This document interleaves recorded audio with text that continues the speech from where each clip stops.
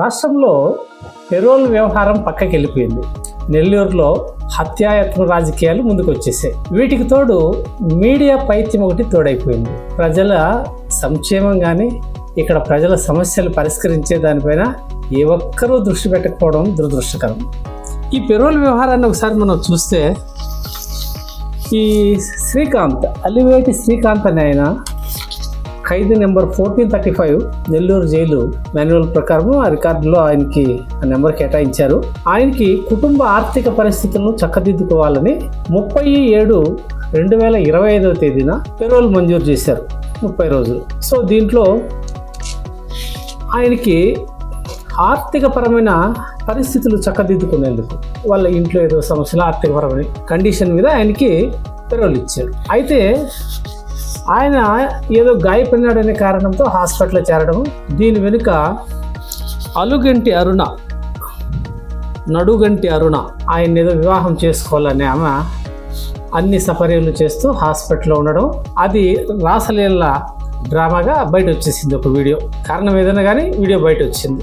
అప్పటి నుంచి ప్రారంభమైన రచ్చ ఎంతవరకు వెళ్ళిపోయిందంటే దీని వెనక 2 ఎమ్మెల్యేలు ఉన్నారు, హోంమంత్రి ఉన్నారు, హోంమంత్రి 2 కోట్ల రూపాయలు తీసుకున్నారంటే పెద్ద దుమారం అయిపోయింది. సరే, ఈ జీవో ఇచ్చేదానికి ముందు ఎమ్మెల్యే కోటమిరెడ్డి శ్రీధర్ రెడ్డి నెల్లూరు రూరల్, అలాగే పాసం సునీల్ కుమార్ ఎమ్మెల్యే గూడూరు, వీళ్ళిద్దరూ ఈయన పెరోల్ కోసం లేఖలు ఇచ్చిన మాట వాస్తవమే అని వాళ్ళు కూడా ఒప్పుకున్నారు మీడియా ముఖంగా. అయితే వాళ్ళ లెటర్ ఆధారంగా ఈ పెరోల్ మంజూరు కాలేదు అని వాళ్ళు ప్రకటించారు. ఇంకా భవిష్యత్తులో కూడా మేము ఇట్లాంటి జీవిత ఖైదు పడిన వాళ్ళకి ఇవ్వము అని వాళ్ళు చెప్పారు. అంటే తప్పు చేసాము ఇంక చేయమని చెప్పినట్టు. ఇక్కడ వీళ్ళ లేఖలు రిజెక్ట్ చేస్తూ ప్రభుత్వము 16/7/2025లో ఒక మెమో ఇష్యూ చేసింది ఆ సూపరింటెండెంట్ జైల్స్ నెల్లూరు వాళ్ళకి. Memo number 2836-953 paroles and HRC/2025 number మీద వీళ్ళు ఒక ప్రపోజల్ని మేము తిరస్కరిస్తున్నాము, ఆయన 30 రోజులు పెరోల్ అడిగాడు, ఎమ్మెల్యేలు 2 సపోర్ట్ చేశారు, కానీ దీన్ని మేము ఇవ్వడానికి అవకాశం లేదు, ఏ జైలు అధికారి కానీ 2 జిల్లాల్లో ఇతని మీద రౌడీ షీట్లు ఉన్నాయి కాబట్టి ఇతనికి ఇవ్వడం లేదన్నారు. దీన్ని రిజెక్ట్ చేశారు. సో ఈ ఎమ్మెల్యేలు చెప్పేది ఆడికి మా ఇది అయిపోయింది, మా ప్రమేయం ఏం లేదు, తర్వాత ఎలా వచ్చిందో మాకు తెలియదు అన్నారు. అయితే ఆ తర్వాతనే అసలు బిగినైంది.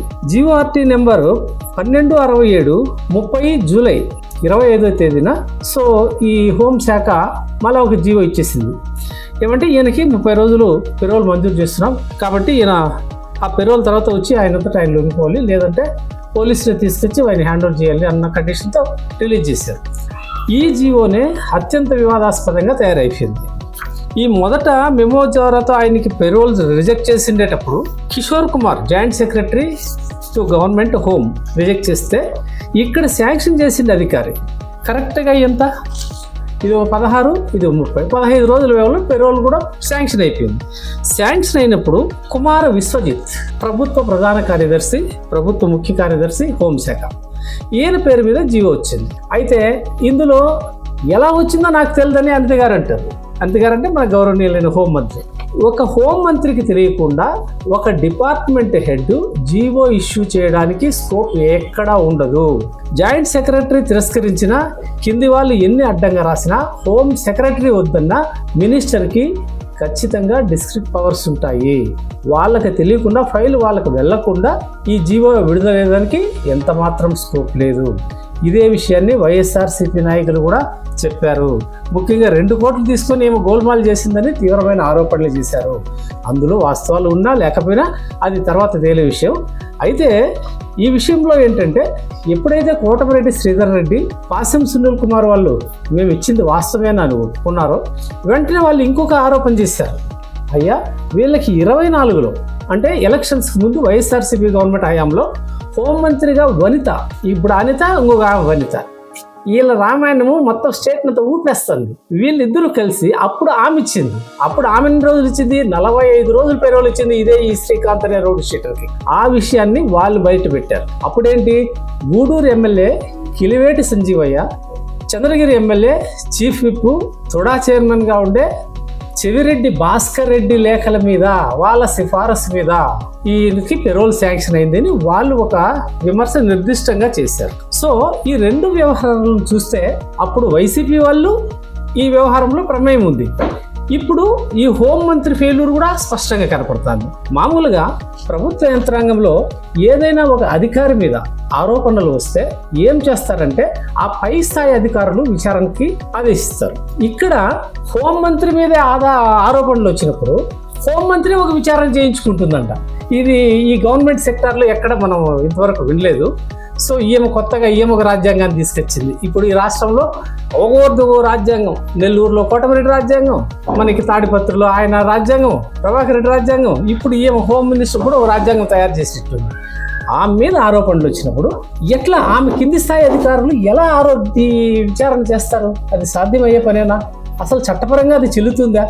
దీనిపైన విచారణ చేసేదానికి ఐఏఎస్లతో కూడిన ఒక కమిటీ కానీ, జ్యుడిషియల్ అధికారులతో జ్యుడిషియల్ కమిషన్తో కానీ, లేదు ఈ వ్యవహారం అంతా వద్దు అనుకుంటే మనం ఫైనల్గా సిబిఐ నెత్తి తోసేసేదానికి మన నాయకులు ఎప్పుడు ఉంటారు, ఆడు కూడా ఏదో కింద పడి ఏదో చేసుకుంటున్నారు. ఆ పనైనా చేయాలి.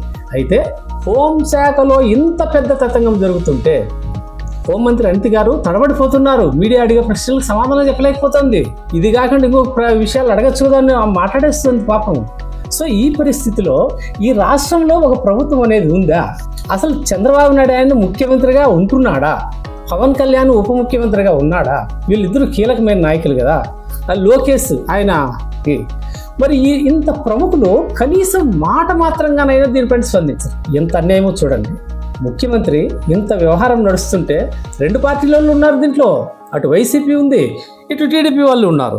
వీళ్ళిద్దరూ వేడుకు చూస్తున్నారు. ప్రజల సమస్యలని పక్కన పెట్టేసి వీళ్ళు ఇష్టాంతరం కొట్లాడుకుంటా అంటే అసలు ఇది ఆంధ్రప్రదేశ్కి సంబంధించిన వ్యవహారం కాదు, మనకు వాళ్ళు ఏదో వాళ్ళు పడుకుంటారులే అన్నట్టుగా వదిలేశారు గాలికి. ఇది చాలా దుర్మార్గం.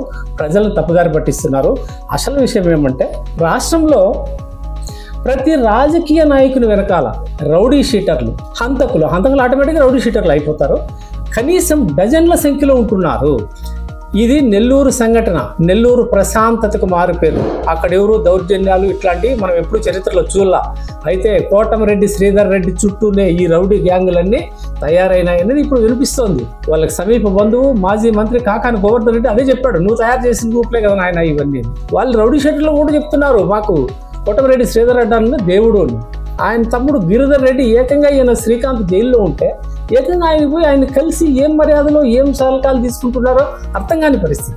ఈ మాదిరి రాష్ట్రంలో రాజకీయ నాయకులు రౌడీలు లేనిదే వాళ్ళు బతకలేని పరిస్థితి. కాబట్టి ముందు ఈ హోంమంత్రిని తప్పించేయాలి.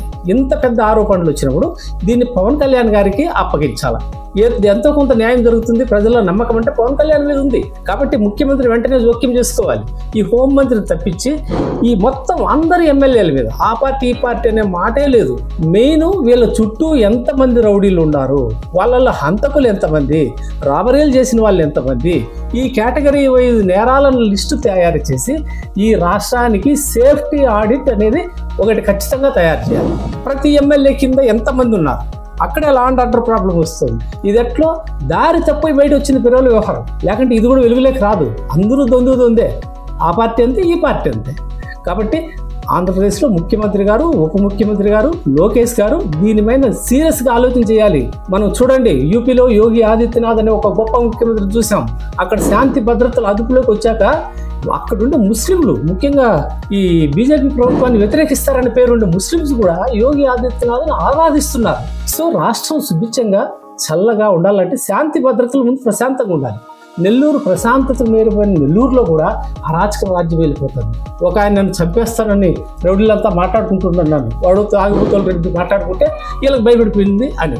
మళ్ళీ ఆయన కోటమిరెడ్డి బహిరంగంగా మాట్లాడుతున్నాడు, నాకెవడైనా చెడ్డ చేయాలి అనుకుంటే ఏమేమో జరిగిపోతుంది. అంటే వాళ్ళకంటే నేను పెద్ద రౌడీని అన్నట్టుగా మాట్లాడుతున్నాడు. నిజంగా ఆయనకి థ్రెట్, ప్రమాదము, ఆ రౌడీ షీటర్లు తాగుబోతులు ఏదో తాగి తమనా నాటితో మాట్లాడుకునే మాటల్లో సీరియస్నెస్ ఉంటే ఆ జిల్లా ఎస్పీకి ఈయనకి తెలిసిన 3 రోజుల ముందు విషయం తెలుసు అంట. ఆయన చెప్తున్నాడు, ఎస్పీ గారికి తెలుసు, నన్ను జాగ్రత్తగా ఉండమని కనీసం ఒక మాట చెప్పలేదని. భద్రత కల్పించాల్సింది పోలీసులే. ఎస్పీ దృష్టికి వెళ్ళాక ఒక శాసనసభ్యునికి నిజంగా థ్రెట్ ఉంటే ఖచ్చితంగా భద్రత పెంచుతారు. ఎస్పీ గారే నీకు 3 రోజులైనా ఏమాత్రం సమాచారం ఇవ్వలేదంటే దాని అర్థం ఏమి, నీకేమీ ప్రమాదం లేదు. ఇక్కడ నీ కాదు ప్రమాదం, ప్రజలకు ప్రమాదం కొంచెం ఉంది. ఫస్ట్ ప్రజల్ని కాపాడేదానికి చూడాలా. మీ రాజకీయాలు, ప్రజల్ని మభ్యపెట్టడాలు వీటిని మానుకోవాలి. దీనిపైన వెంటనే ముఖ్యమంత్రి తర్వాత పవన్ కళ్యాణ్ గారు ప్రత్యేక శ్రద్ధ చూపి దీన్ని సెటిల్ చేయాలని ప్రజలంతా ఆశిస్తున్నారు.